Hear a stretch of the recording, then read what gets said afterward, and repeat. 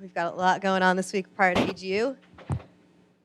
It is my pleasure to introduce Paolo Sossi. Paolo got his PhD in 2015. We're good? From ANU, and then he went to IPGP to work with Fred Moynier for a postdoc. He's now about a month away from moving to ETH. He has a fellowship to work with Max Schmidt. Paolo and I have very similar research interests, so I'm quite excited to have him here. I think we met at a Goldschmidt in Prague many years ago. 2011, maybe? Yeah, 2011. A long time ago. Well, he was still a graduate student, a new graduate student. Anyway, I hope you enjoy the seminar, and let me know if you want to, or you should come to lunch if you'd like. Well, thanks very much, Anat, for inviting me here. It's a pleasure to speak in such a famous establishment, and it's an honor for me to be here. As Anat mentioned, our research interests overlap somewhat, and I guess this is a sort of a continuation of what I started during my thesis work with Hugh O'Neill at the Australian National University, looking at the sort of the controls behind the variability in the chemical signatures of the terrestrial planets. And so that's what I want to talk about today. So we'll start off with a bit of introduction about meteorites and what moderately volatile elements are and how they can help us to understand the chemistry of the planets, and what the sort of the current state of the art is, and where we like to think that there is room for improvement and additional data, and particularly in the experimental side of things. So the experiments that I'm looking at are broadly to do with liquid vapor equilibrium and kinetics, and whilst these experiments are rather straightforward to perform, their interpretation is somewhat more complicated, and so I'm presenting a kind of a new theoretical approach to treat these experiments and what they can then tell us about the thermodynamic properties of silicate melts. And then I'll finish up with a bit of an application looking at what we know about volatile depletion in planetary bodies, the mechanisms for volatile loss, and how these experiments can then be reconciled with the variations that we see in the planets. So what is our recipe for a planet? Let's say if we had to make a planet, what sort of ingredients would we put in, and what kind of composition would we obtain from that? And so the current paradigm is essentially that we start off with a gas of solar nebula composition. The sun is 99% the mass of the solar system, and so we think we can approximate the composition of the solar nebula as the composition of the sun.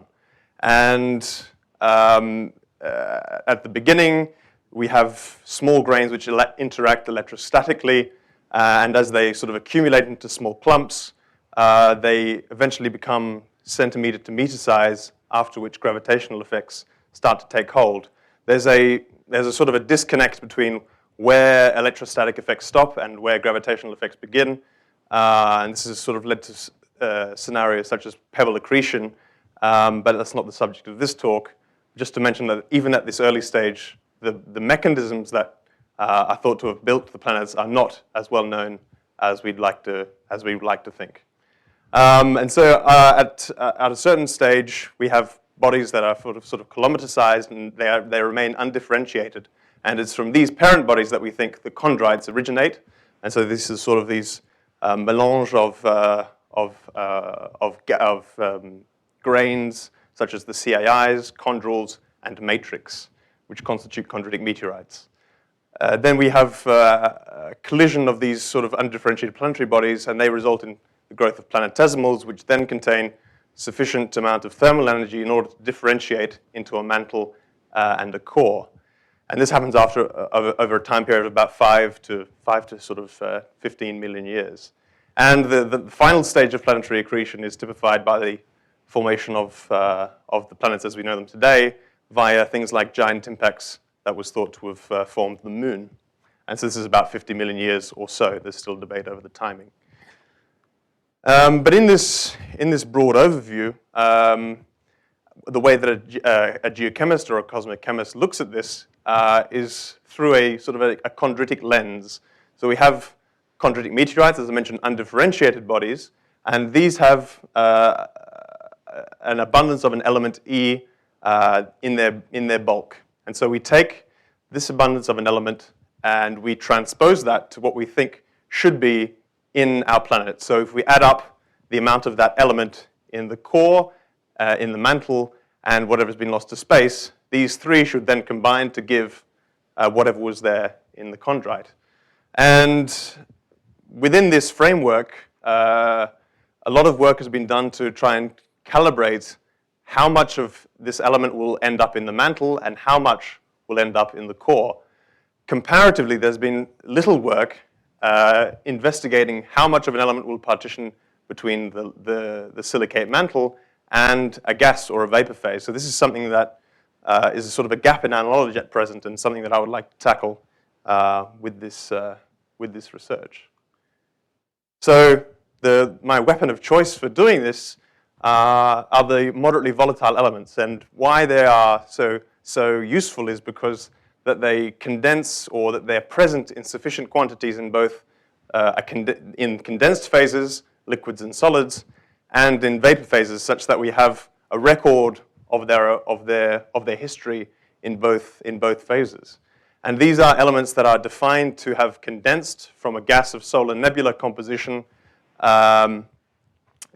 between the major elements. So these are the major rock-forming elements: iron, magnesium, silicon, and iron sulfide at 650 Kelvin. So they comprise elements such as zinc, rubidium, lithium, etc.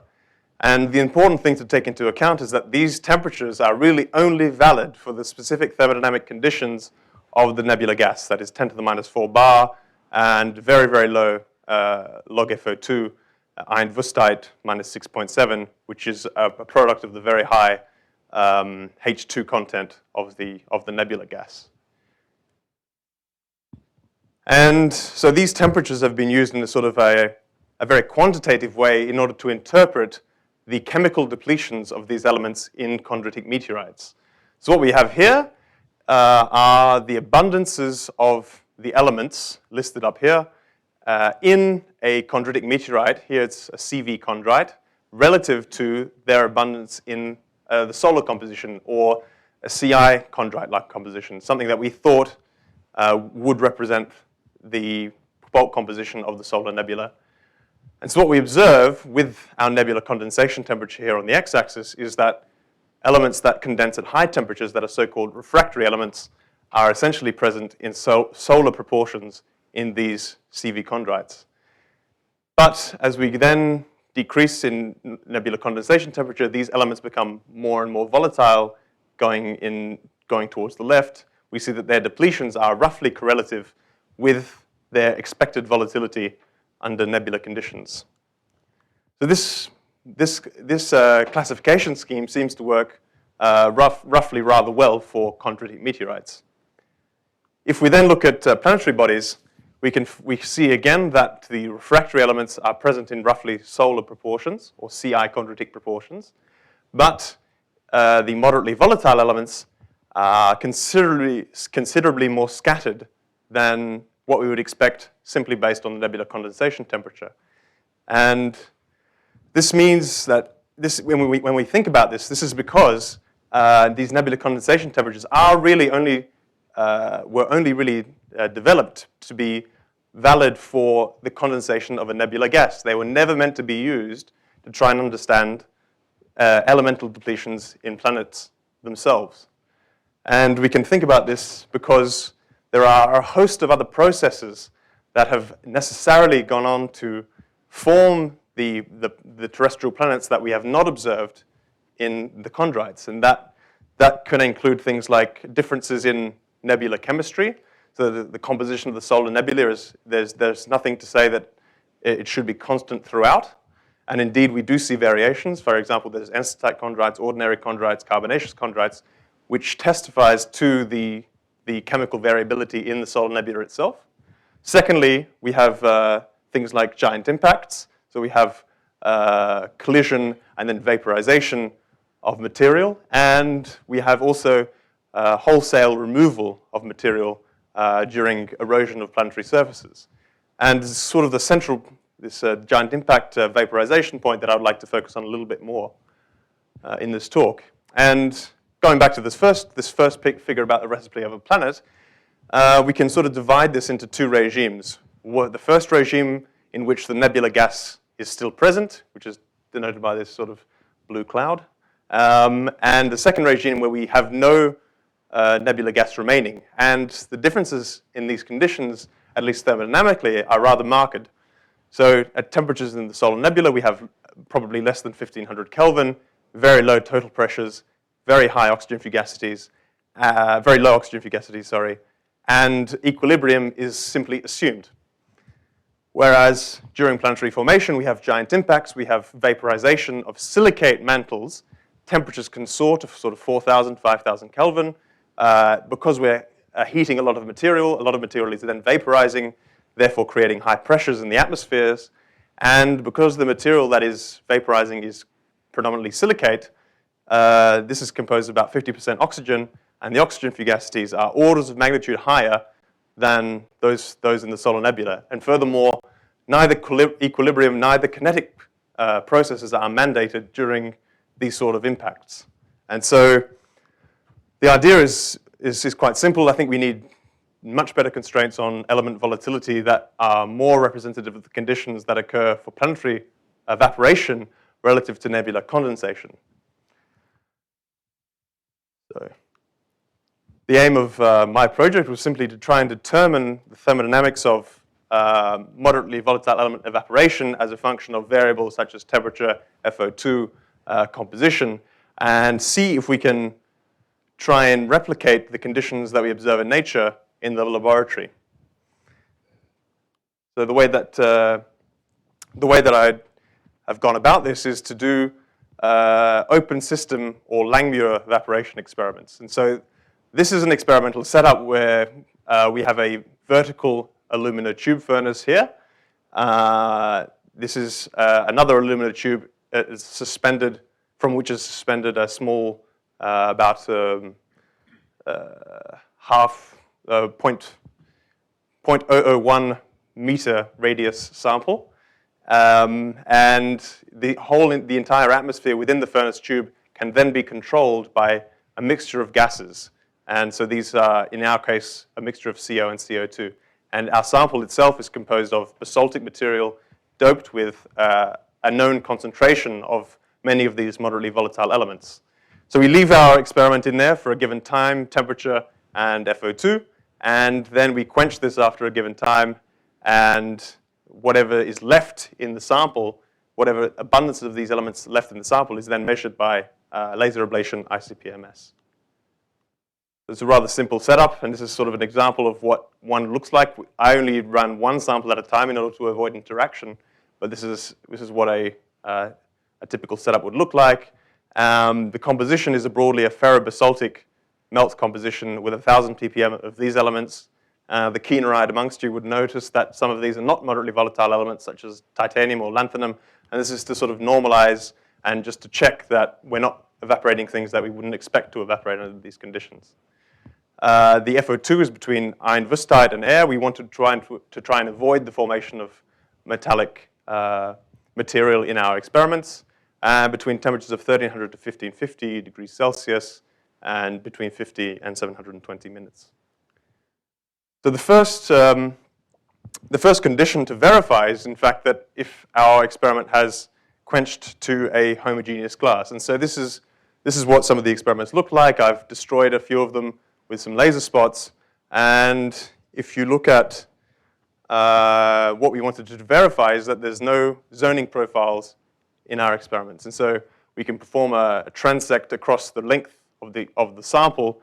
And what we see is that, okay, so what we have plotted here is the concentration of a given element after a time t relative to its initial concentration at time 0. And, okay, zinc and gallium are undepleted, but the remainder, copper, germanium, rubidium, and molybdenum, are all depleted with respect to their initial composition at 1. And importantly, this depletion is homogeneous as a function of distance from the rim. So this is one rim, this is another rim, and the core is here. And so this is important to demonstrate that we don't have any effects of diffusion that are limiting the ability for an element to evaporate at the surface of the sample. And therefore, this means that any variations that we observe in element volatility, any variations that we observe in element concentration are necessarily due to their volatility at the surface rather than their inability to diffuse to the site of evaporation. So if we move to the results, we can see that this is an experiment that was performed at 1400 degrees for 60 minutes. And again, I've plotted the amount of zinc or the amount of copper remaining after a time t relative to its initial abundance in the melt. So high values mean it's less volatile. Low values means it's completely evaporated. And so what we observe for both zinc and copper is that they are a function of FO2. So if we have high FO2, then both copper and zinc will be relatively involatile, whereas at low FO2s, we have most of these, well, in fact, all of the copper and all of the zinc has evaporated. And if we want to try and interpret this variation a bit more quantitatively, rather than just pick a point here and say, oh, this is more volatile and this is less volatile, we have to go back about almost 100 years. And some people have called this the most intelligent photo ever taken.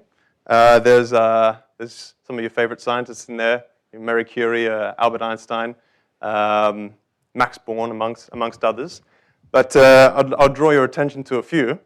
This is Irving Langmuir, Nobel Prize for Chemistry. Then there's also, behind him, Martin Knudsen, Danish chemist. And there was a third chap who was instrumental in developing the framework that I would like to use for this treatment, and that is Heinrich Hertz, who was unfortunately had already passed away by the time this photo was taken. But together, and from the evolution of the Maxwell-Boltzmann distribution of the kinetic theory of gases, they were able to develop this equation here, which simply states that the number of particles over a given time striking a surface, in this case 4 pi r squared, so a spherical surface, is proportional to the partial pressure of an element I in that gas, subtracted by the partial pressure already present in the atmosphere, divided by a constant including the mass of the particles and the temperature. And so this is sort of the theoretical basis that will enable us to model quantitatively our experimental results.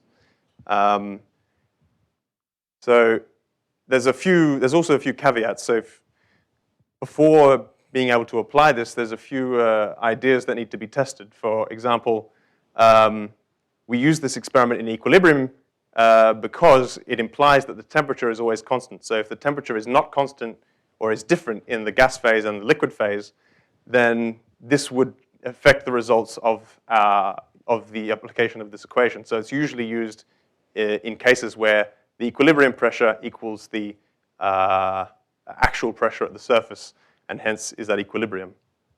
Also, there are these ad hoc terms, which are the evaporation coefficient and the condensation coefficient.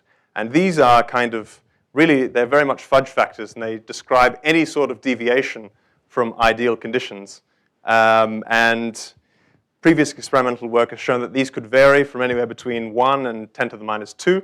And this depends on actually the mechanism by which the element evaporates from the melt. So how it detaches from the liquids or the solid surface, what the gas species is, how they interact with each other in the gas, and what have you. So this is not really very well known. But what we can sort of, as a first order postulate, what we can say is that because the temperatures are extremely high, we would expect that the thermal energy at our high temperatures should exceed sufficiently our heat of vaporization such that we can approximate these values are about unity for liquids. This needs to be investigated more thoroughly, but at a first order, this is the assumption that we make. So this is as I mentioned, the effective partial pressure at the surface depends on the evaporation rate from the surface and the rate at which the gas species is actually removed from the evaporating surface. What we can do is we can calculate what we would expect our maximum evaporation rate to be, 10 to the minus 5 centimeters squared per second. And this is very much smaller than the transport rates that we calculate for advection of our gas and indeed diffusion of these species in the gas. And so what we can do is we can essentially eliminate the PI term and simplify the HKL equation in this manner. So we have no minus PI here. So in order to be able to link this equation to our observables, we need to have an understanding of how the element evaporates from our melt. So this is a generalized equation that is a redox reaction that describes the passage of an element M with an oxidation state of X plus N in the solid or liquid form goes to another species in the gas phase with an oxidation state of X, and the two are then related in terms of the redox couplet by N on 4 moles of O2 in the gas. So we can then solve this equation for an equilibrium constant and then solve for the equilibrium partial pressure of this species here, which gives this equation.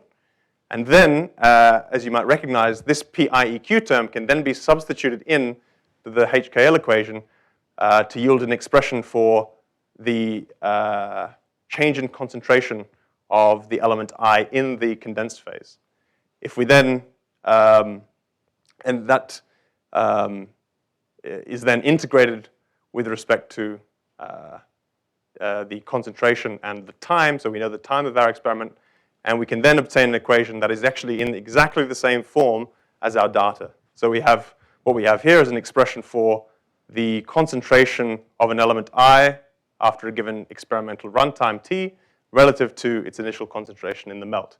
And so as you can see here, this depends on a few variables, many of which are constants, such as the mass, the temperature is known, the radius of the sphere, the density of the melt, the experimental runtime. And so really, our experimental variables are actually only N, the number of electrons in our redox reaction, and B, the equilibrium constant of that reaction. So I say it's modified because we have to also take into account the activity coefficients of these elements in the silicate melt, which will become apparent in a moment.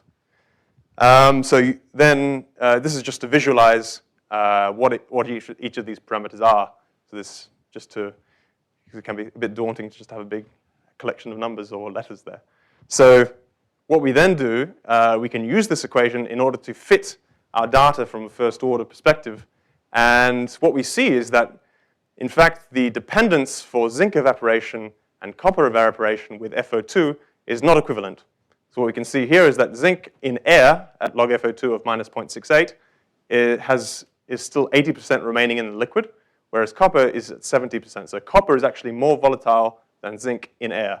But as we pass to slightly more reducing conditions, copper is depleted to a factor of about 0.4, whereas zinc is depleted to only 0.2 of its initial abundance. And so this difference in dependence on FO2 can easily be related using this theory to the stoichiometry of the reactions.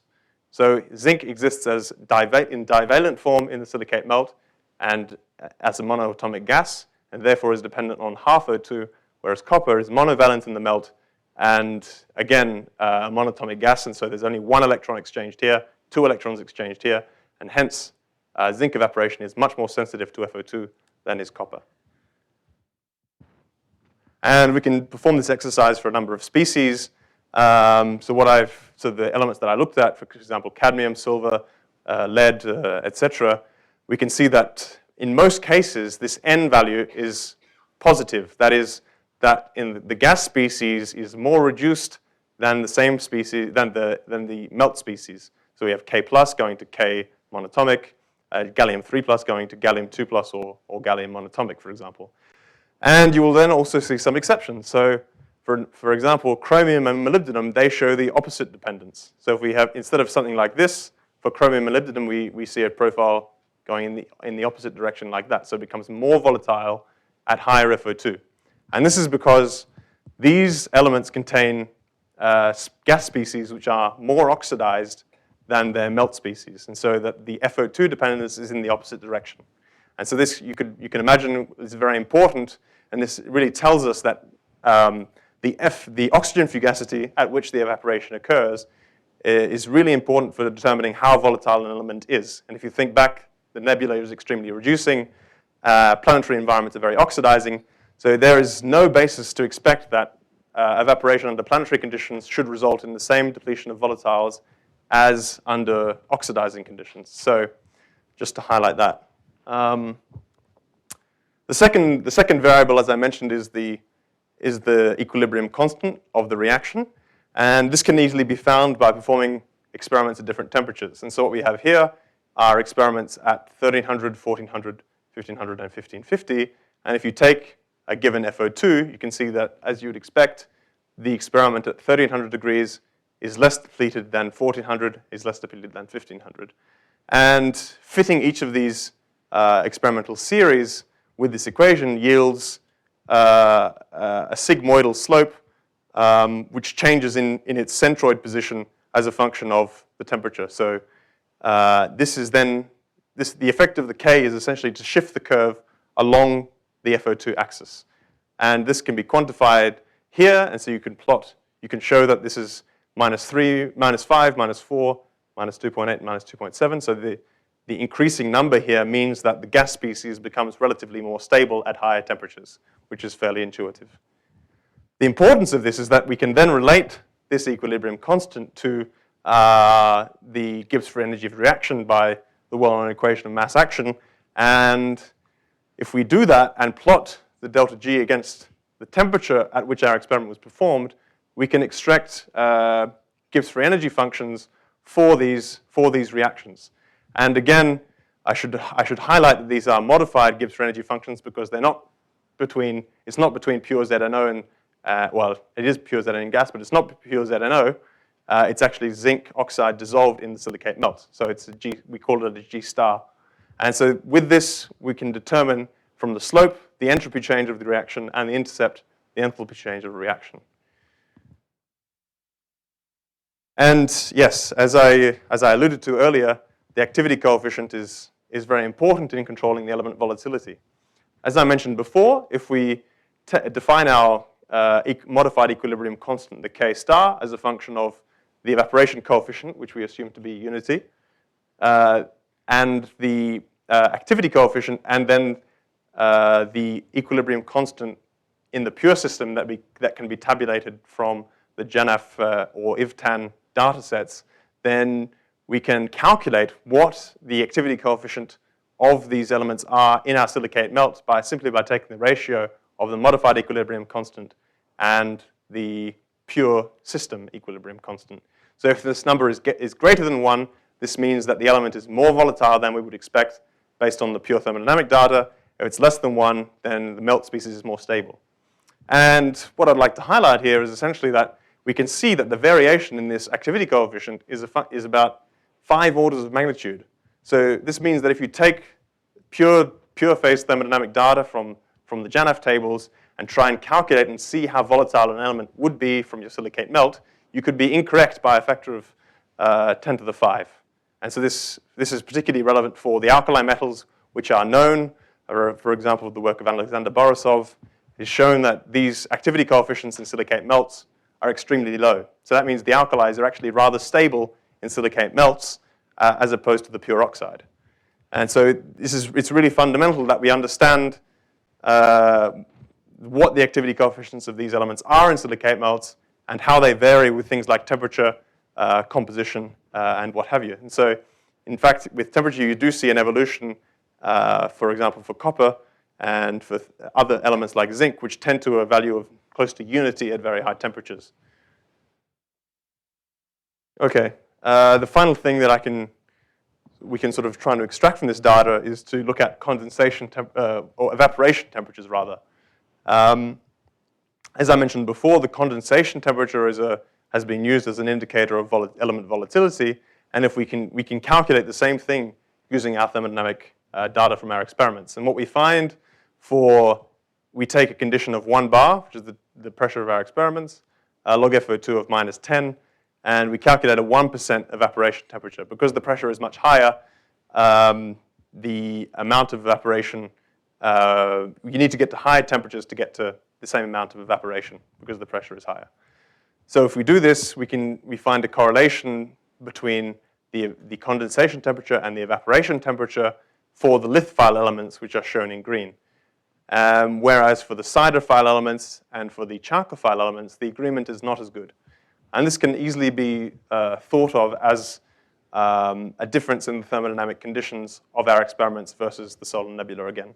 In the solar nebula, these elements condense into phases such as sulfides or metals, whereas in our experiments, there is only a silicate melt. So indeed, the fundamental phase relationships that we have in our experiments simply change their relative volatility. So things like cobalt and nickel don't have any metal to condense into now, and so they therefore become relatively more volatile in our experiments relative to what we'd expect from a nebula gas. So again, this is another point of difference between the two scales.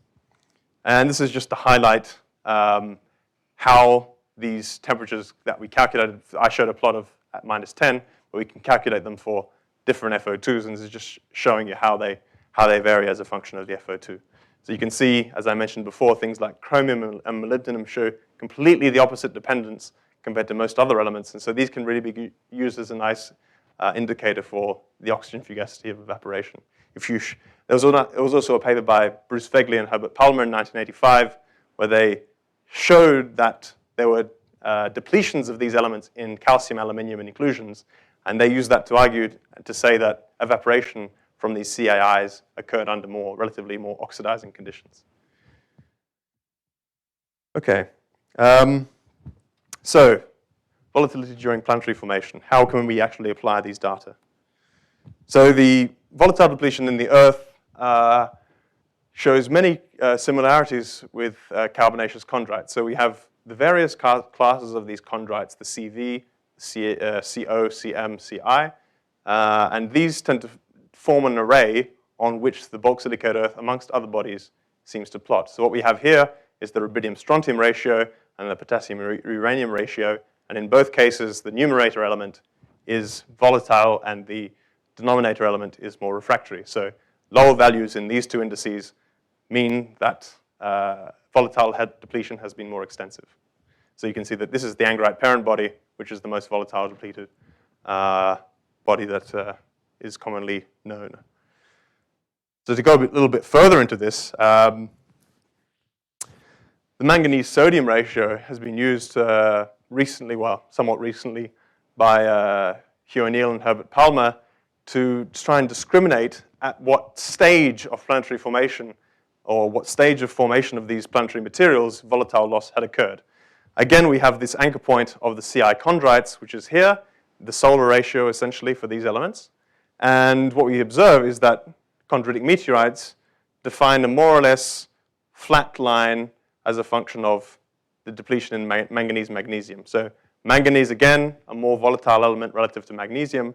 And in this case, this flat line tells us that if we get more volatile depleted going in this direction, then the manganese-sodium ratio stays about constant, which then means that manganese and sodium are similarly volatile during the formation of chondritic meteorites. By contrast, if we look at small planetary bodies, we see that they all define manganese-sodium ratios which are superchondritic. This means that they've experienced a preferential loss of sodium relative to manganese. And this can be thought of with, again, our difference in reaction stoichiometries. So at high FO2s, manganese becomes relatively less volatile than sodium. And so if evaporation occurs at high FO2, then we would expect manganese-sodium ratios to increase from this chondritic baseline, and that's exactly what we observe. But sitting conspicuously on the chondrite trend, of course, is the bulk silicate Earth, just to be different. So how do we try and reconcile these observations? So how did the Earth lose its moderately volatile elements? So there's a couple of prevailing theories. I'm sure there's others, but I'm just going to talk about two for the time being. The first is the Earth was already formed. It had its complement of volatiles, and when the giant impact occurred that formed the Moon, this resulted in catastrophic volatile loss and the depletion of all Earth's moderately volatile elements broadly speaking. Alternatively, we had accreted the Earth from components that were already variably depleted in their volatiles. And so these different scenarios we can try to discriminate between them using our experimental data set. So if we concentrate first on the giant impact event, we would expect that for a giant impact, we have volatile loss at one discrete step. We have heating and then a volatile loss from a hot atmosphere surrounding the Earth, either by hydrodynamic escape, whereby hydrogen pulls along other volatile species in the atmosphere, or by Jeans escape, that is thermal escape of elements from the atmosphere.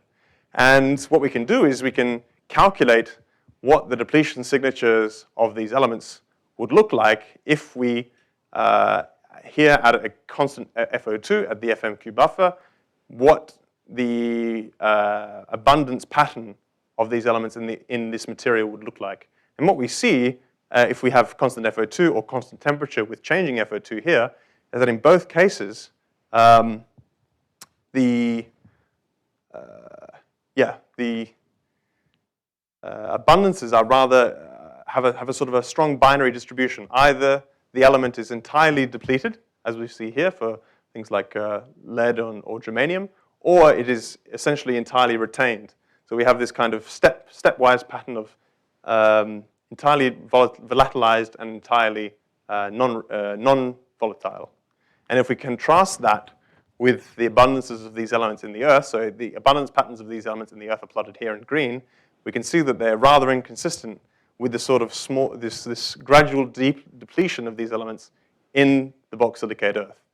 And so this would argue for depletion not having occurred during one single giant impact. So we can think about other planetary mechanisms that might have fractionated. I mentioned hydrodynamic escape and Jeans escape. These processes are potentially able to fractionate the elements that are present in the atmosphere with the elements that are actually lost from the planet. So we need to also take into account kinetic factors that will tend to change these abundances. So this calculation was just purely performed on a thermodynamic basis. So we can think about this, as I said, Jeans escape, where we have depletion, the change in mass over a given change in time is proportional to the inverse square root of the mass of the gas species. And this situation occurs when the escape parameter here, which is Vs is the escape velocity of the body, and this occurs when the mean temperature of the Maxwell-Boltzmann distribution for particles in a gas is the temperatures are not high enough such that most of the particles are actually below the escape velocity of the body. So for the moon has an escape velocity here of 2,100 meters a second, and 90% of the particles have velocities that are lower than this. And so Jeans escape only occurs from a small amount of these particles leaking out, as it were, from the top of the atmosphere. The other case is hydrodynamic escape, where the cumulative distribution function of the Maxwell-Boltzmann distribution has a mean velocity that is higher than the escape velocity of the body. Again, this is the same escape velocity, but we've then only increased our temperature to 5,000 Kelvin, and we can see that now at 5,000 Kelvin versus 2,000 Kelvin for the same mass, this curve is shifted to the right. And so we have dragging of other particles by lighter species in the gas phase that promote volatile loss from the body. And so what would be the evidence of this? So if we have hydrodynamic escape, then we don't expect much mass fractionation. But if we have Jeans escape, then as I showed here, that if you have a higher mass element, then its escape should be relatively inhibited relative to an element with low molar mass. So things like sodium will more easily escape than something like lead. And what we observe, this is again the depletion factor of these elements in the bulk silicate Earth relative to CI chondrites. And on the bottom, we have the mass of these elements to the power of a half. And what we can see is, in fact, that the heavier elements are actually more depleted than are the lighter elements. So if we have some sort of Jeans escape process, we would expect actually that this goes in the other direction. That is, the lighter elements should be more depleted. They should plot down here, and the heavier elements should be less depleted. They should plot up here. So this is the opposite to Jeans escape, and this is because the escape velocity of the Earth is extremely high, 11.2 kilometers a second. So even at the conditions of a giant impact, which results in perhaps temperatures of about 5,000 Kelvin, even at 5,000 Kelvin, this is a completely insignificant proportion of the particles that would have velocities that are high enough to exceed this escape velocity of the Earth. So this seems to be a difficult way to lose volatiles after you've already filmed the Earth. So the second option is that you had volatile loss on smaller planetesimals that then accreted to form the Earth prior to its volatile depletion. So this is favored because we can easily obtain thermal energies that are higher than the escape velocity of the body, because the escape velocity of the body is proportional to the square root of its mass. And so this sort of atmospheric loss mechanism is much more favored on smaller bodies and for lighter species than it is for volatile loss on larger bodies, such as a fully formed Earth. So if this is the case, we can sort of imagine a scenario by which we have a random collection of 100 planetesimals, and each of these 100 planetesimals experienced different mean temperatures of vaporization. This is just a simplified scenario. So what we can sort of stipulate here is that we have defined randomized cutoff temperatures between 500 and 1500 Kelvin, and depending on the evaporation temperature or the condensation temperature of each element, we would define its abundance in these bodies as either 1 if it's more refractory than this random temperature, or if it's more volatile than this temperature, i.e. it evaporates at temperatures lower than this, then its abundance in the planetary material will be 0. And so what we then do is we can sum up each of the ones and zeros in our fictive planetesimals, and then whatever's left after that becomes the abundances of these elements in the Earth, if that makes sense. So this is, as I mentioned, a simplified scenario where temperature is the only control. We don't change the FO2 pressure, planetary size, and so we also assume that the entire body has been depleted of its volatile element budget. But if we do sum up all the ones and zeros, what we could find is we have this smooth depletion of moderately volatile elements. And this is essentially equated with, if we add up all our little step functions like this, eventually we normalize this out, and all these little step functions become a sort of smooth line, and this is much more in line with what we see for the bog silicate Earth. And so this is, in this binary model, importantly, this means that the Earth inherits the isotope composition of its source material because it by definition only accretes material that has not been evaporated. So if something has experienced prior evaporation, it essentially goes to 0, and therefore it has no effect in terms of mass balance on the composition of the Earth as it accretes later. So I think that's it. So what I wanted to say was we performed evaporation experiments in a one atmosphere furnace under controlled FO2, time and temperature, and we used Hertz, Knudsen, Langmuir theory in order to fit these experiments quantitatively and to determine enthalpy and entropies of vaporization. This information can then be used to model what volatile depletion would look like for a single stage impact scenario.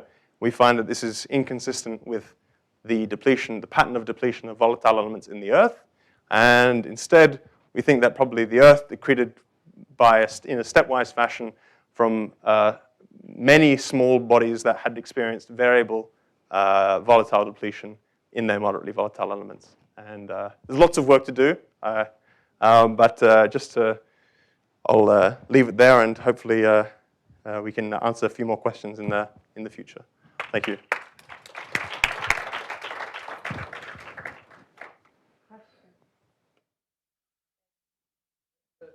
Very nice experiment. So I had a technical question. So when you have this calculation The radius? Experiments, you basically have a partner loops. And how you convert this R's and So do you mean the radius? yeah, Here? yes. So we just... I'm going to add, and does it change? Yes, so... Yes, there's a small random error with that because the mass for each experiment is slightly different. So we assume, well, we don't have to assume actually, but we extract the experiments and then we can measure how large the sphere is, and so we can put that into our equation here. But it does vary slightly between experiments. But this contributes to a sort of a scatter in the results. So in order to sort of correct for this, we did a few experiments at the same conditions to see how much it changed. But yeah, that's right.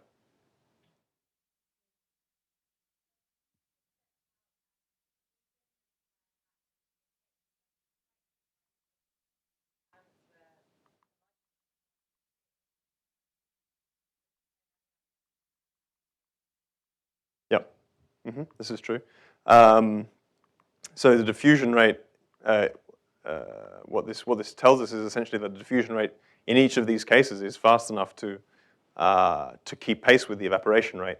And you're right in the sense that if an element has a very, very high evaporation rate, then this should exceed at some point the diffusion rate. And a reason why we don't potentially see that is because when the evaporation rate is so fast, then it very quickly goes to zero. So even if there was a diffusion profile for a few seconds or for a few minutes, whenever we quench the experiment, all of the element is gone. So we couldn't be sure if there was one because the evaporation is so quick. But don't you have convections and those? That's probably how smooth the gradient, not the diffusion control. Well, I think to have convection, we would need to have a temperature gradient from the interior to the exterior, but we don't have that. It's sitting in a homogeneous temperature hotspot of the furnace. So I don't. Yeah, but you don't need much. Yeah. So all those melt blocks, they don't come back. Mm. I'll be surprised. We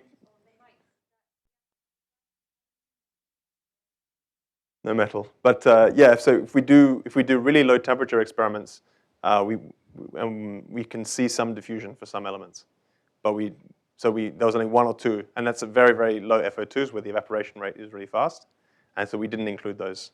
There's like one or two experiments out of 50 we could see that, but we just didn't include that in the fitting.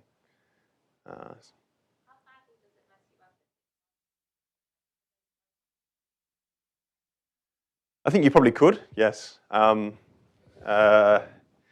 but yeah, we haven't mathematically tackled that question yet, because we'll just say, okay, well, we'll just use experiments that are not don't have zoning. But I think in theory you could probably perform a diffusion correction. The other thing is that you can use this information to say what the minimum diffusion coefficient must have been if you know the evaporation rate.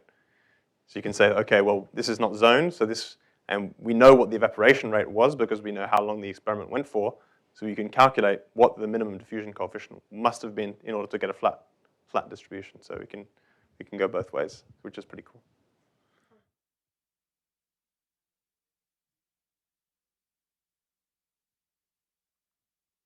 Yep. Yeah, we performed time series at 15, 60, 120, and then we did some experiments at 720 as well, just to see what the effective time was. And it actually, the equation, yeah, too many equations. The equation here has an explicit time term, so we can actually model what the effective time should be based on this equation. And so in this case, we just keep the k constant, and you change the experimental time, and you should get the right result. So that's what we can do. Yeah, here.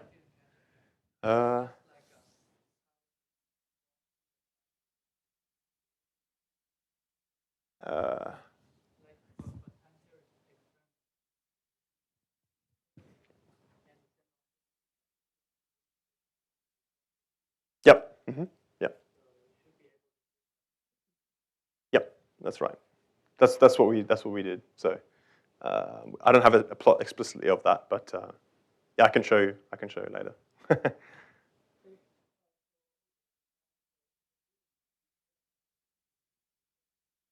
Yep.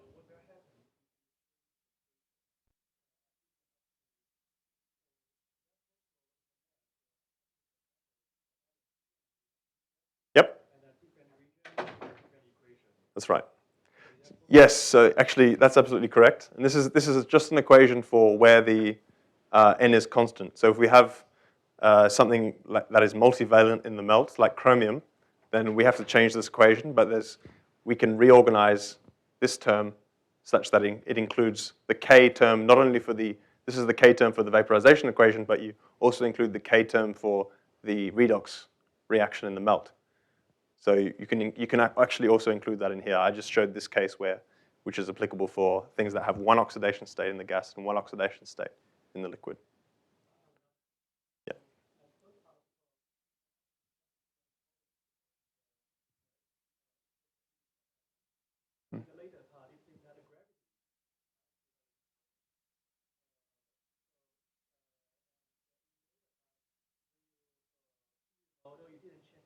Yep. Mm-hmm.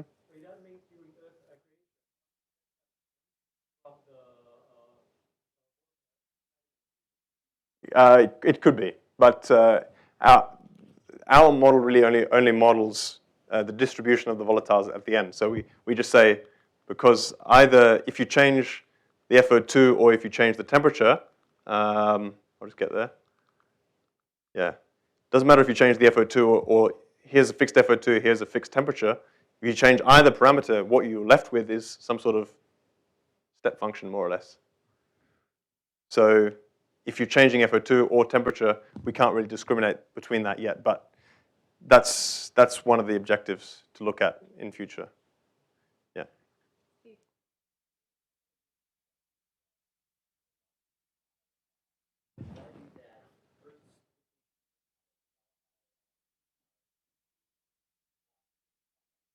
Yep. Yep.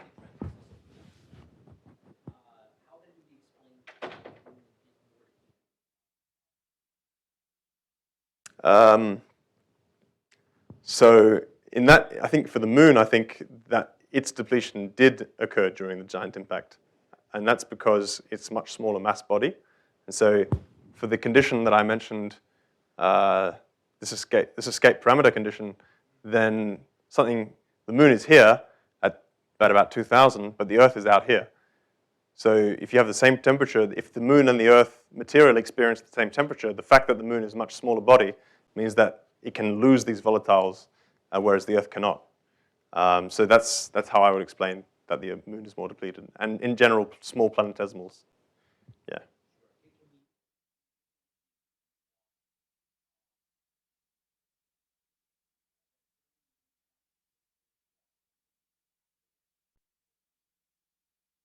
So like if the moon experienced volatile loss after it had accreted, do you mean?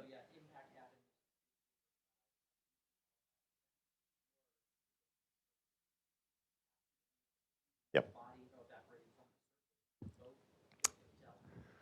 So that's sort of an enduring question at the moment. I think the way that people are tackling this question now is to look at isotopic variations.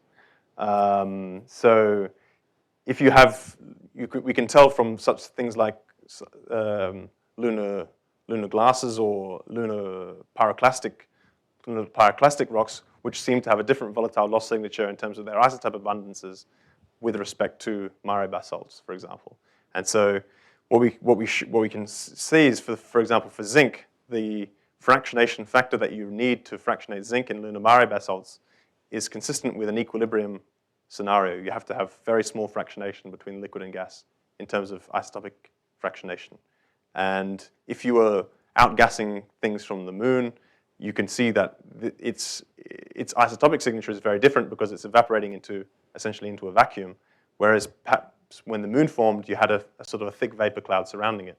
And so this increased pressure means that the gas and the liquid can equilibrate, and therefore the isotopic fractionation is different with respect to a scenario where you just have immediate loss of the gas, which is more a kinetic scenario. So this is kind of the way that people are trying to think about these things now. So, but there's no definitive answer as of yet, but we think it's probably during the impact stage or the magma ocean stage rather than late stage eruptive degassing. Look at silicon, magnesium, and iron. Sort of. I mean, they're in there, but they don't evaporate under the conditions that I. They didn't evaporate at all. No. So the major elements are essentially constant in the melts. But if you go to high enough temperatures or low enough FO2, then they will also evaporate. Yeah. Great. Thanks again. Thank you very much.